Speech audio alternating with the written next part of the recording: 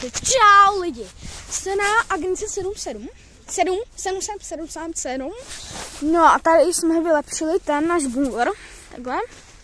Tenhle vypadá, tady máme novou pec, to ještě doděláváme tady. No, tady to až vylepšil střechu, my jsme tam dali pytlíky, takhle to vypadá. No, tady máme koš. A ještě vám ukážu uvnitř. A tady je to babík. Aha. Babík. No. Takhle. Vypadá to takhle. Tady je tak pec. Tady. To tady. Nevím. Zíben, alu.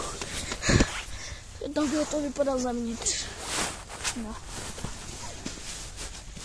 Tak, ještě bude zítra video. Tak čau, do zítřka. A všichni čau. Byl jste na agenci 777.